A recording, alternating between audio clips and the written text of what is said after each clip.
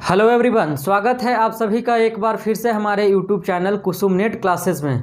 दोस्तों, यदि आप हमारे साथ लगातार बने हुए होंगे तो आपको पता होगा कि पिछले 3 एपिसोड से मैं आपसे बात कर रहा हूं ब्रिटिश भारत में शिक्षा के विकास के बारे में।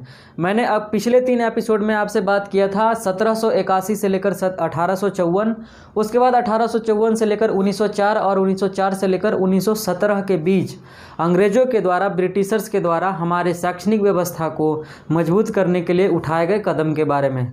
उसमें मैंने आपको बताया था कि उन्होंने कई तरीके के अप्रोचेज अपनाए थे। जैसे 1781 में उन्होंने कलकत्ता में मदरसा की स्थापना की थी। उसके बाद उन्होंने मैकॉले मिनट लाया था, जो 2 फरवरी 1835 को लाया था। उसके बाद उन्होंने 1854 में वुड डिस्पैच नाम का एक अधिनियम लाया था, जिसमें शिक्षा का एक प्रस्ताव था। उसके बाद उन्होंने लाया था हंटर कमीशन के बारे में, हंटर शिक्षा आयोग के नाम से इसको आप जानते हैं, 1882 से लेकर 83 के बीच में। उसके बाद उन्होंने लाया था भारतीय विश्वविद्यालय अधिनियम, भारतीय विश्वविद्यालय अधिनियम 1904 में लाया था। उसके बाद उन्होंने लाया था शिक्षा पे सरकारी प्रस्ताव, जो कि आपको पता होगा कि पिछले वीडियो में मैंने बताया था कि 1906 में बड़ौदा के जो गायकवाड़ होते हैं वो अपने हिस्से में फ्री ऑफ कॉस्ट एजुकेशन कर देते हैं। तो उसी को लेकर गोखले बॉम्बे काउंसिल में अंग्रेज़ों के सामने एक प्रस्ताव लाते हैं, जो कि उसके लिए वो 1910 से लेकर 1913 तक प्रयास करते हैं। तो फाइनली 23 फरवरी 1913 को अंग्रेज़ों के द्वारा एक प्रस्ताव आता है, जिसको आप सरकारी प्रस्ताव बोलते हैं। ये शिक्षा पे आधारित था।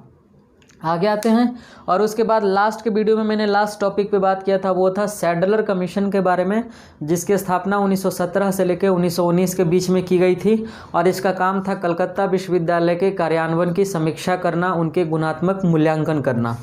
तो यहाँ तक क्लियर है। मैंने आपको ब्रीफ में आपको थोड़ा सा रिवाइज करवा दिया। उसके बाद मैं आपको बताता हूँ कि आज हम लोग क्या बात करने वाले हैं।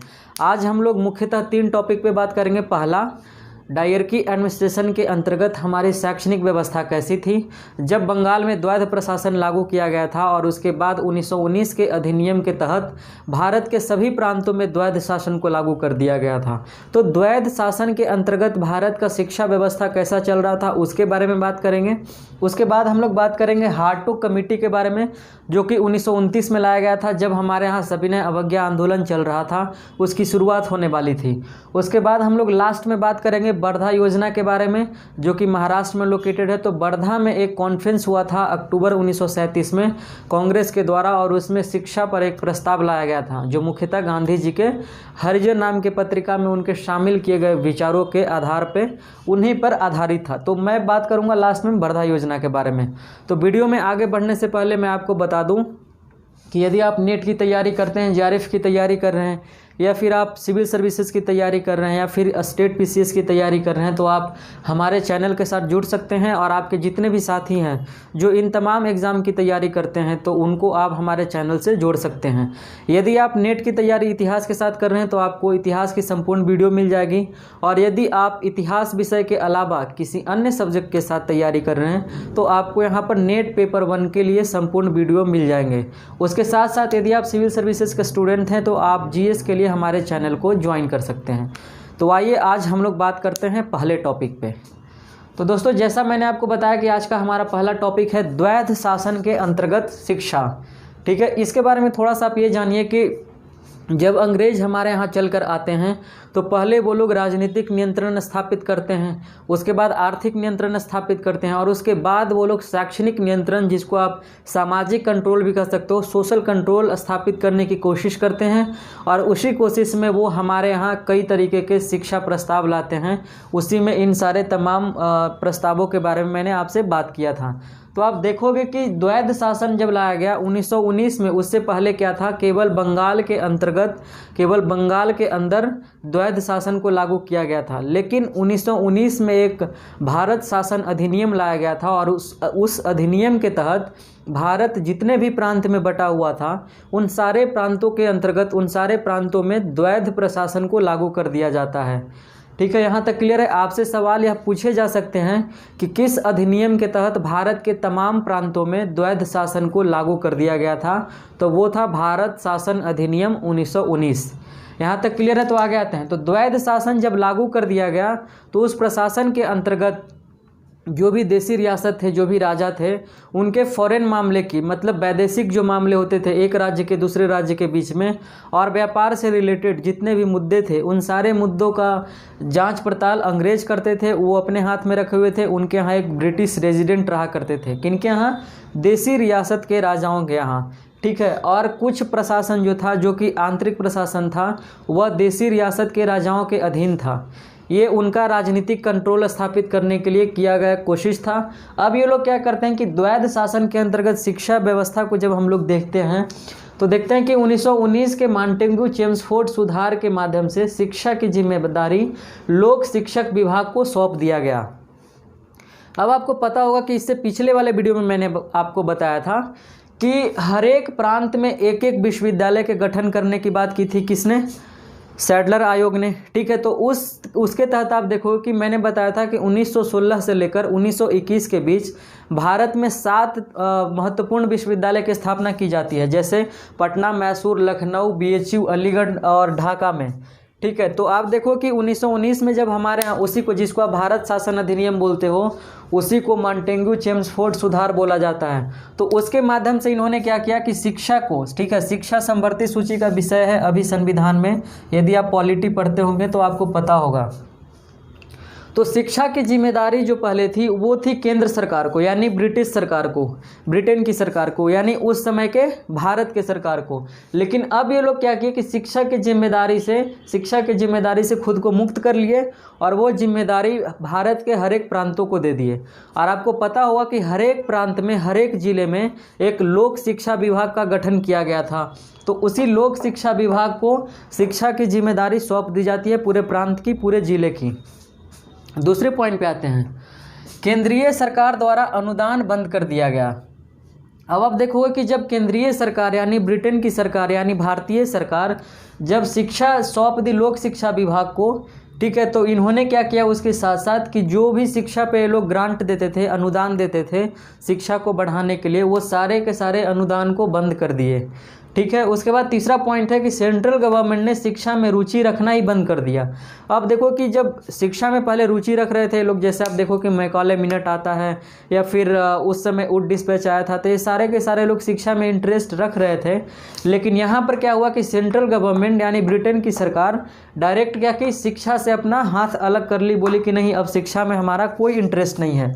और वो लोग काम कर रहे थे पॉलिटी पे, ठीक है, और इकोनॉमी पे, पॉलिटिकल कंट्रोल पे और इकोनॉमिकल कंट्रोल पे। उन्होंने कहा कि नहीं अभी हम लोग शिक्षा पे पैसा खर्च नहीं करेंगे, इसके लिए हमारे पास बजट नहीं है, इसके लिए हमारे पास पैसे नहीं है।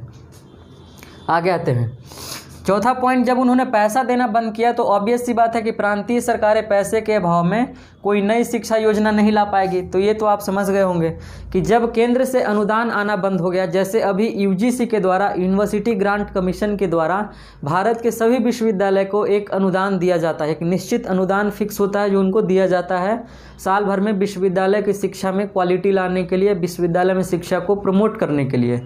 अब इन्होंने क्या किया कि जब केंद्र सरकार से ग्रांट आना बंद हो गया तो प्रांतीय सरकारें नई प्रकार की जो नई नई शिक्षा नीति लाती थी प्रत्येक साल या 6 महीने पे या 2 साल पे, वो सारे के सारे बंद हो गए। उसके बाद इस दौर में जो भी विकास हुआ वो किसी भी तरीके से जैसे तैसे डेवलपमेंट हुआ शिक्षा के दौर में। तो इस समय क्या हुआ कि कुछ ऐसे लोग थे भारत के जो शिक्षा के विकास के लिए काम कर रहे थे, जो भारत के मूलतः लोग थे वो लोग शिक्षा के विकास के लिए काम कर रहे थे। तो द्वैध शासन के अंतर्गत यदि शैक्षणिक विकास की बात की जाए तो हम लोग 5 पॉइंट में कंक्लूड कर सकते हैं कि 1919 के भारत शासन अधिनियम के तहत शिक्षा की जिम्मेदारी लोक शिक्षा विभाग को सौंप दिया गया। उसके बाद हम लोग कहेंगे केंद्रीय सरकार ने अनुदान देना बंद कर दिया और अनुदान नहीं देने की वजह से प्रांतीय सरकारें किसी भी नई प्रकार की शैक्षणिक प्रस्ताव को नहीं ला पाई। और उसके बाद हम लोग कहेंगे कि सेंट्रल गवर्नमेंट ने पूरे तरीके से शिक्षा में रुचि लेना ही बंद कर दिया था। और इस दौर में जो भी जैसे तैसे विकास हुआ वो सारे के सारे भारतीय लोगों की मदद से हुआ। तो मेरे ख्याल से आपको पहला चीज़ समझ में आ गया होगा। और आते हैं हम लोग दूसरे पॉइंट पे। आज का हमारा दूसरा पॉइंट है हार्टोग कमेटी। हम लोग हार्टोग कमेटी के बारे में बात करेंगे। इसके बारे में सबसे पहले ये जानिए कि हार्टोग कमेटी कब आया था, तो 1929 में आया था। देखिए नेट का एग्ज़ाम या बीपीएससी का एग्ज़ाम आप देते हो तो पीटी वगैरह जो उनका एग्ज़ाम होता है वो बहुत ही ज़्यादा फैक्चुअल होता है। और यदि आप नेट में जेआरएफ करना चाहते हैं तो कभी कभी ऐसा होता है कि नेट बहुत ज़्यादा फैक्चुअल हो जाता है। तो आपसे सवाल इस तरीके से भी आ सकते हैं टिक करने के लिए, हार्टोग कमेटी कब आया था, तो 1929 में आया था। यह सवाल पेपर 1 में भी पूछा जा सकता है क्योंकि हायर एजुकेशन से रिलेटेड है, और यह सवाल आपके मेन पेपर में भी पूछा जाता है क्योंकि इतिहास का मुख्य टॉपिक है। तो आगे आते हैं कि हार्टोग कमेटी की स्थापना क्यों की गई थी। इसका कारण ये था, कह रहा है कि शिक्षण संस्थान की वृद्धि से शिक्षा में आई गिरावट की जांच करना। आप देखोगे कि हार्टोग कमेटी से पहले कई तरीके के प्रस्ताव आते हैं और उन प्रस्तावों के अंतर्गत भारत में कई तरीके के विश्वविद्यालय का निर्माण किए जाते हैं और अंधाधुंध कॉलेज बनाए जाने लगते हैं, और कई तरीके के कॉलेज जो होते हैं वो अफिलिएटेड कॉलेज होते हैं। तो हमारे यहाँ कॉलेज की संख्या धीरे धीरे कर करके बढ़ती चली जाती है। ठीक है, मैं इसको मिटाता हूँ, थोड़ा समझाता हूँ आपको। पहले हमारे यहाँ क्या था कि मान लीजिए आपका ये भारत है पूरा, और इसमें कई छोटे छोटे दूर दूर पर एक एक विश्वविद्यालय थे। लेकिन हार्टोग कमेटी से पहले कई तरह के अधिनियम लाए गए, उसके तहत हमारे यहाँ कई तरह के कॉलेज बनाए गए। जैसे अब कॉलेज के बीच में डिस्टेंस बहुत कम हो गया, आप कह सकते हो कि कॉलेज की संख्या में बेतहाशा वृद्धि हुई। तो उन वृद्धि से क्या हुआ कि भारत का जो शिक्षा था उसमें बहुत ज़्यादा गिरावट आ गया। ठीक है, तो जब कॉलेज ज़्यादा बढ़ेंगे तो शिक्षा में गिरावट आना ऑब्वियस सी बात है। तो जब शिक्षा में गिरावट आ गया तो इसी गिरावट की जांच करने के लिए 1929 में एक आयोग का गठन किया गया, जिसके अध्यक्ष थे सर फिलिप हार्टोग।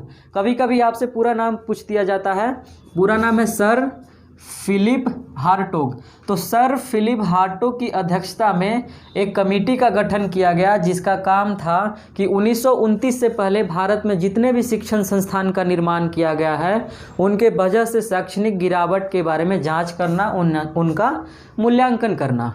ठीक है, अब आपसे सवाल यह आ जाए कि इस जो गठन किया गया इस आयोग का, उसके लिए सिफारिश किसने किया था। तो उस समय भारत में एक आयोग हुआ करता था जिसको भारतीय परिनियत आयोग बोला जाता है। तो यदि मान लीजिए इस तरह से सवाल आए तो आप टिक कर सकते हैं कि भारतीय परिनियत आयोग के सिफारिश पर इसका गठन किया गया, किसका, फिलिप हार्टोग कमेटी का 1929 में। अब आते हैं हम लोग कि जब हार्टोग कमेटी आया तो वो जांच करने के बाद क्या क्या सिफारिशें की, क्या क्या प्रस्ताव रखा सरकार के सामने, कौन कौन से काम करने के लिए उन्होंने बोला। तो आते हैं पहले पॉइंट पे। पहला जो इन्होंने बात कहा है वो कहा कि प्राथमिक शिक्षा के राष्ट्रीय महत्व पे बल दिया जाए। ठीक है, अब आप देखो कि पहले भी जितने भी कमेटी आ रहे हैं वो भी प्राइमरी एजुकेशन पे बल देने की बात कर रहे हैं, वो भी कह रहे हैं कि नहीं इस पे ज़्यादा से ज़्यादा फोर्स देना चाहिए। तो आप देखो कि प्राइमरी एजुकेशन और माध्यमिक एजुकेशन, दो शिक्षा पे ज़्यादा बल दिया जा रहा था। लेकिन इन्होंने क्या कहा फिलिप हार्टोग ने कि प्राथमिक जो शिक्षा है उस पे ज़्यादा आप बल दीजिए, ज़्यादा इस पे पैसे खर्च कीजिए, ज़्यादा इस पे ध्यान दिया जाए। उसके बाद इन्होंने कहा कि इसके अंदर इम्प्रूवमेंट होना चाहिए। ठीक है, कई जगह कई प्रांत ऐसे थे जहाँ पे प्राथमिक शिक्षा चल रहा था, वो उसमें बहुत सारी गड़बड़ियाँ थी, तो उसको लेकर के उन्होंने कहा कि नहीं इसके अंदर इम्प्रूवमेंट होना चाहिए। उसके बाद इन्होंने कहा कि इसका कंसोलिडेशन किया जाना चाहिए। ठीक है, तो आपसे सवाल यह आ सकता है कि भारत में शिक्षा पर ऐसा किस आयोग का गठन किया गया जिसने सिफारिश की थी कि प्राथमिक शिक्षा के राष्ट्रीय महत्व पे, नेशनल इम्पोर्टेंस पे बल दिया जाना चाहिए। साथ में उन्होंने कहा था कि प्राथमिक शिक्षा में सुधार होना चाहिए एवं उसका सुदृढ़ीकरण, जिसको आप अंग्रेजी में कंसोलिडेशन बोलते हो, उस किया जाना चाहिए। तो किसने, हार्टोग कमेटी का यह सिफारिश था, पहला सिफारिश। दूसरे पॉइंट पे आते हैं, और दूसरा में इन्होंने कहा कि ग्रामीण बच्चों को मैट्रिक के बाद कॉमर्शियल एंड इंडस्ट्रियल एजुकेशन देना चाहिए। ठीक है, इन्होंने कहा कि रूरल एरिया से जितने भी बच्चे आ रहे हैं उनको मैट्रिक एजुकेशन के बाद, मैट्रिक एजुकेशन क्या होता है, माध्यमिक शिक्षा। तो इन्होंने कहा कि माध्यमिक शिक्षा के बाद गांव से आने वाले ग्रामीण परिवेश के बच्चे को कॉमर्शियल एजुकेशन देना चाहिए, औद्योगिक शिक्षा दी जानी चाहिए ताकि उनको जॉब मिल सके। ताकि वो कोर्स जॉब ओरिएंटेड हो सके, उनको जॉब मिल सके और इकॉनमी उनकी सुधर सके, हमारे यहाँ से पुअरनेस मिट सके। ठीक है, तो इसीलिए उन्होंने कहा कि ग्रामीण बच्चों को मैट्रिक के बाद कॉमर्शियल एवं औद्योगिक शिक्षा दी जानी चाहिए। उसके बाद उन्होंने कहा कि मैट्रिक को विश्वविद्यालय शिक्षा का मार्ग नहीं समझा जाए। आप देखोगे कि पहले ऐसी व्यवस्था नहीं थी। भारतीय विश्वविद्यालय अधिनियम में यह बात की गई कि 10+2 का क्रिएशन किया गया। उससे पहले क्या होता था कि आप जब 10 पास कर लेते थे, यानी माध्यमिक शिक्षा क्वालिफाई कर लेते थे, तो उसके बाद आप डायरेक्ट यूनिवर्सिटी में इनरोल्ड होते थे, डायरेक्ट आप यूनिवर्सिटी पहुंचते थे। उससे क्या हुआ कि कई लोगों ने इसको गलत फ़ायदा उठाया, 10th पास करके वो सीधा यूनिवर्सिटी पहुंचने लगे। तो इसीलिए इन्होंने कहा कि वैसे बच्चे जो तेज़ तर्रार बच्चे हैं, जो इंटेलिजेंट हैं, उनके लिए कहा कि जो इंटेलिजेंट बच्चे हैं उनको 10th के बाद यूनिवर्सिटी लाया जाए, न कि जो ग्रामीण परिवेश के बच्चे हैं उनको 10th के बाद डायरेक्ट यूनिवर्सिटी लाया जाए। तो ग्रामीण बच्चों के लिए कहा कि उनको इंडस्ट्रियल एजुकेशन दिया जाए, कॉमर्शियल एजुकेशन दिया जाए, और जो तेज़ तर्रार बच्चे हैं उनको माध्यमिक शिक्षा के बाद विश्वविद्यालय में इनरोल्ड करवाया जाए। क्लियर है? अब साथ ही उन्होंने एक पॉइंट और कहा कि योग्य विद्यार्थियों को, ठीक है, अब फिर उसी वहीं पे आते हैं हम लोग। योग्य विद्यार्थी का क्या मतलब है? वैसे स्टूडेंट जो स्मार्ट स्टूडेंट थे, ब्रिलियंट स्टूडेंट थे, उसके लिए इन्होंने कहा कि जो भी बच्चे जो तेज तर्रार बच्चे हैं उन्हीं को विश्वविद्यालय में हायर एजुकेशन दिया जाए। ठीक है, चूँकि हायर एजुकेशन पे पैसा खर्च करती थी केंद्र की सरकार, तो उन्होंने कहा कि हायर एजुकेशन पे पैसा उन्हीं बच्चों पे खर्च किया जाए जो बच्चे तेज तर्रार हों। ठीक है, यहाँ तक क्लियर है? और लास्ट का उनका प्रपोजल था, वो इन्होंने कहा कि विश्वविद्यालय शिक्षा सुधारने का पूरा प्रयास किया जाना चाहिए, और साथ में ही विश्वविद्यालय में प्रवेश के लिए नियम, जो आप इंट्रेंस बोलते हो, आप आजकल विश्वविद्यालय में एडमिशन लेने के लिए आप इंट्रेंस टेस्ट देते हैं, तब जाकर आपका एडमिशन होता है। तो इन्होंने सेम बात कही थी कि ऐसा नहीं होना चाहिए कि कोई भी ग्रामीण परिवेश से बच्चा आए और किसी भी तरीके से विश्वविद्यालय में एडमिशन ले ले, बल्कि विश्वविद्यालय में एडमिशन लेने की प्रक्रिया टफ होनी चाहिए, और साथ ही साथ वैसे बच्चों को एडमिशन दिया जाए जो तेज तर्रार बच्चे हैं। उसके अलावा विश्वविद्यालय में जो भी शिक्षा चल रहा है, उसके जो कार्यवाहियाँ चल रही हैं, उन सारों के अंतर्गत सुधार होनी चाहिए। ठीक है, तो इन्होंने किस पे फोकस किया? विश्वविद्यालय शिक्षा को सुधारने के लिए, और साथ में इन्होंने बात किया था कि विश्वविद्यालय में जो प्रवेश का नियम है वह थोड़ा सा हार्ड होना चाहिए, ऐसा नहीं कि इतना सॉफ्ट है कि कोई भी बच्चा आकर एडमिशन ले लिया। तो यहाँ तक क्लियर है? मेरे ख्याल से आपको हार्टो कमेटी की 5 सिफारिशें भी समझ में आ गई होंगी। अब हम लोग बात करते हैं वर्धा योजना के बारे में। इसको मैं मिटा देता हूँ।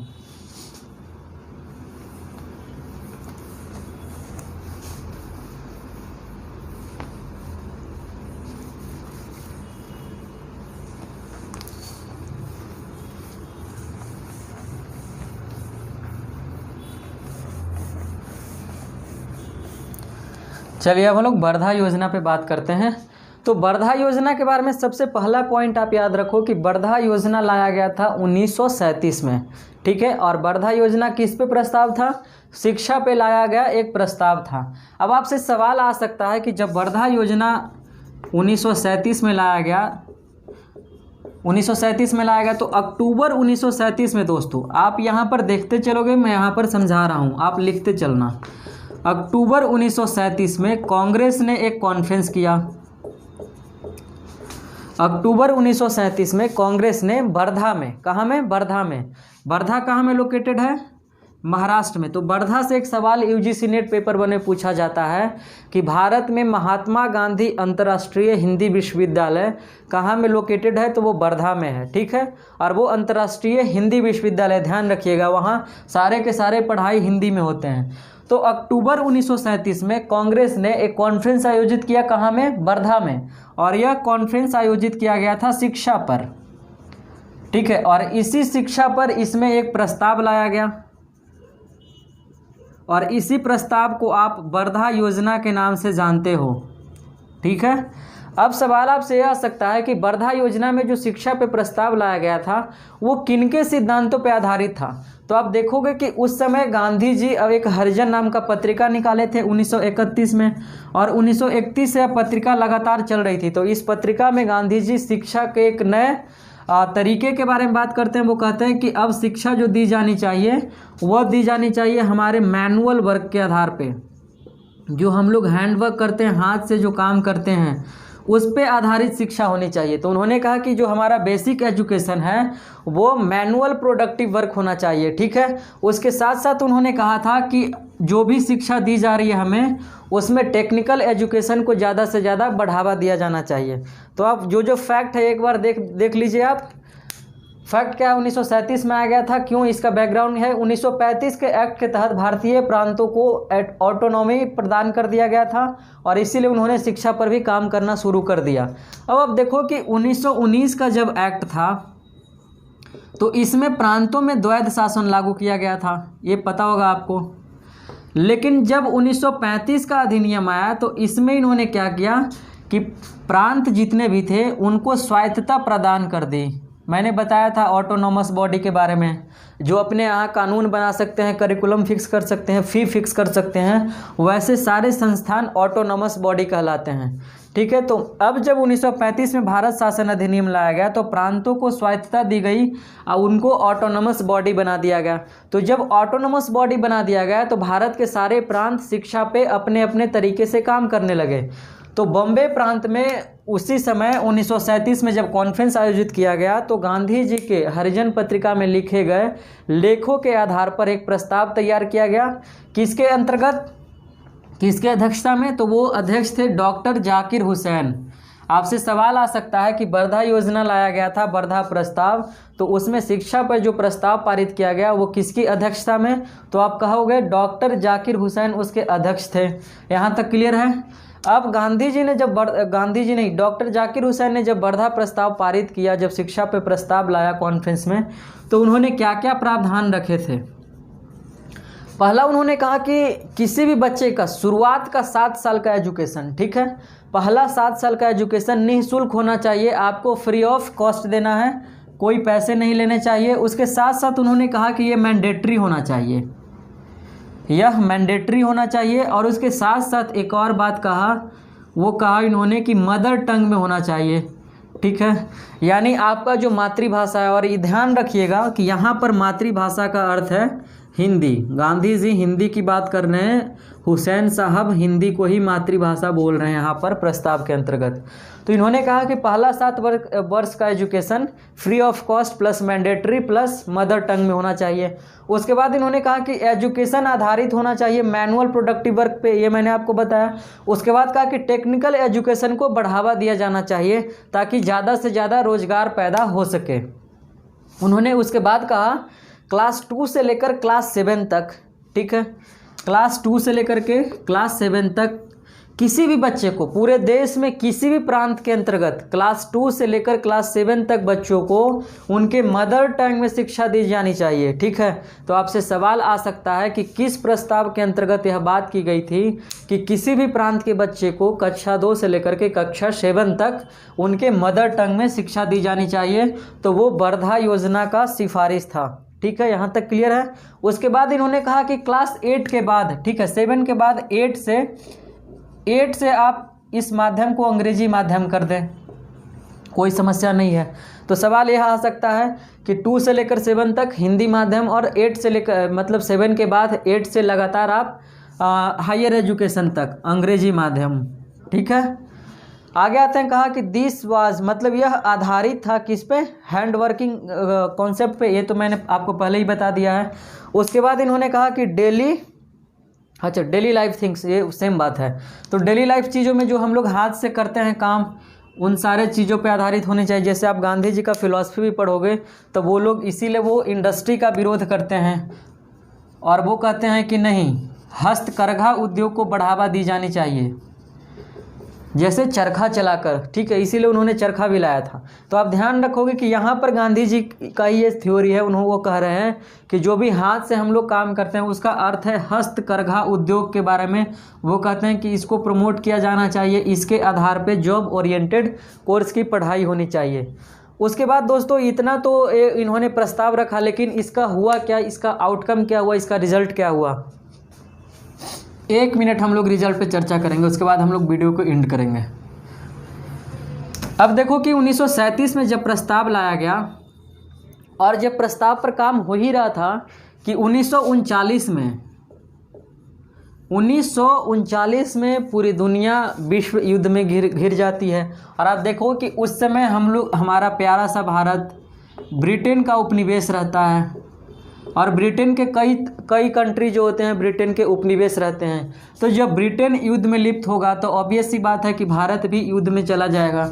तो आप देखो कि 1939 में भारत सेकेंड वर्ल्ड वॉर में चला जाता है, और जब सेकेंड वर्ल्ड वॉर में चला जाता है तो सारे के सारे एनर्जी वॉर की तरफ चली जाती है, और शिक्षा पे जो प्रस्ताव लाया था वो ज्यों का त्यों रह जाता है, और वर्धा योजना हमारे यहाँ फेलुअर घोषित हो जाता है। तो दोस्तों आज के वीडियो में इतना ही। मेरे ख्याल से आपको आज की तीनों बातें समझ में आई होगी, तीनों टॉपिक। यदि आपको पढ़ने में मज़ा आ रहा है, चीज़ें समझ में आ रही है, तो आप अपने दोस्तों के साथ वीडियो को शेयर कीजिए। और किसी तरीके की कोई परेशानी हो, यदि आपको समझ में नहीं आ रहा हो ऑडियो में, वीडियो में, या फिर कोई सवाल हो, तो आप मुझे कमेंट बॉक्स के माध्यम से बता सकते हैं। तो दोस्तों फिर मिलेंगे हम लोग अगले वीडियो में, अगले एपिसोड में, और उसमें एक नए टॉपिक के साथ मैं आपके सामने हाजिर होऊंगा। तब तक के लिए शुक्रिया, बाय बाय, जय हिंद, टेक केयर।